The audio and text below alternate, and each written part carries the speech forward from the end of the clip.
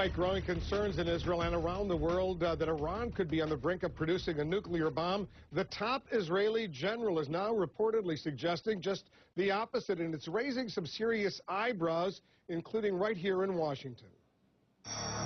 And Republican Congresswoman Michelle Bachmann of Minnesota is here, the former Republican presidential candidate, a member of the House Intelligence Committee, and some of the missions you've been on lately. But your quick reaction to what we are now hearing from the Israeli military's chief of staff, Lieutenant General Benny Gantz, quoted in Israeli newspapers as saying this about Iran and its nuclear weapons ambitions.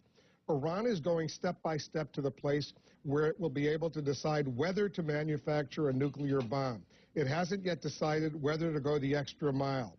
I don't think, and he's referring to the Ayatollah, he will want to go the extra mile. I think the Iranian leadership is composed of very rational people. You agree with that assessment based on everything you're hearing?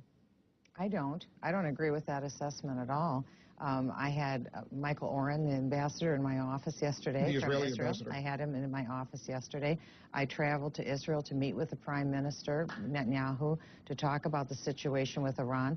And ironically, the night that I was flying into Ben Gurion Airport in Tel Aviv, there were 110 rockets that were sent into Gaza, and the Iron Dome was deployed. That doesn't happen very often. And the good news is that when the dome was deployed, there wasn't one Israeli that lost their life. But what it showed is that this is a very real, persistent threat that Israel faces. There's never a time when Israel does not face the threat. But I think that people on the ground in Israel recognize that Iran has only had one ambition, and that's to develop a nuclear weapon and use it against Israel. Because what General Gantz seems to be saying, he seems to be on a different page than the Prime Minister, Benjamin Netanyahu, is that the Iranians have not yet decided to go ahead and build a nuclear bomb, that they're very rational, and they're considering all this deliberately, and there seems to be no rush, at least on his part, to take action.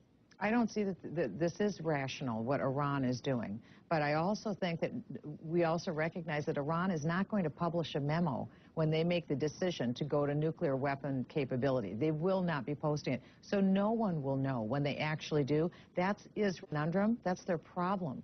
They can't wait until Iran is already nuclear weapon capable, because there is no reaction time on Israel's part.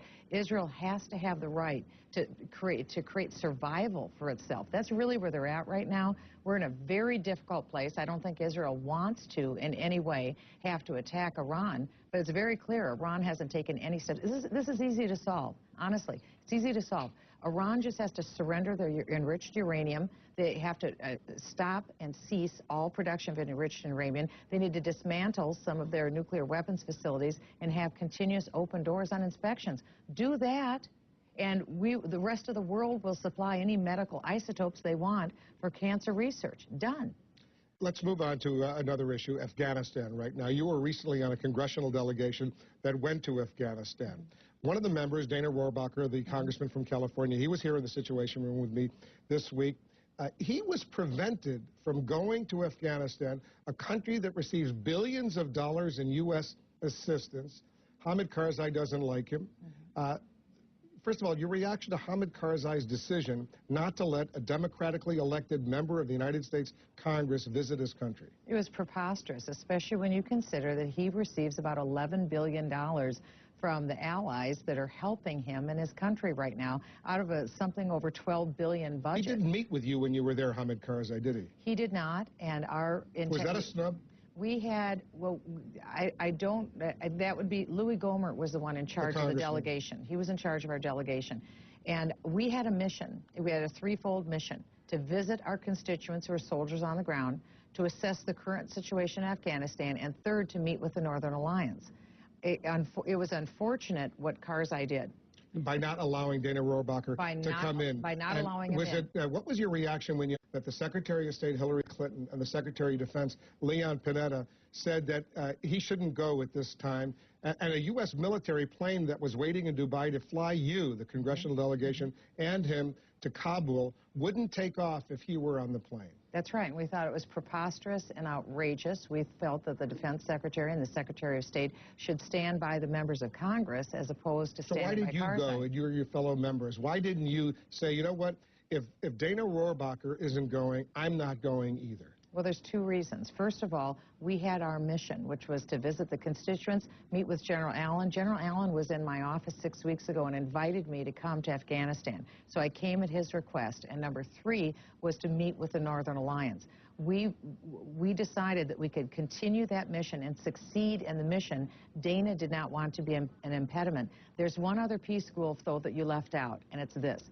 Ryan Crocker, our ambassador, who I can't say enough good about, and also General Allen, they were in the process, particularly Ambassador Crocker.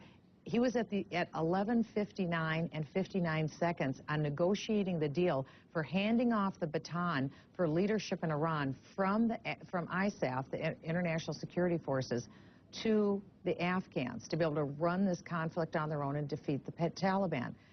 This agreement was completed while we were there. We did not in any way want to turn an international incident into preventing this agreement from being signed. This was months in the making. And so we didn't want to be the ones that would prevent this from happening. Over this weekend, Wolf, I stood over the bed in the ICU unit of a soldier who lost his legs due to an explosion just a couple of hours earlier.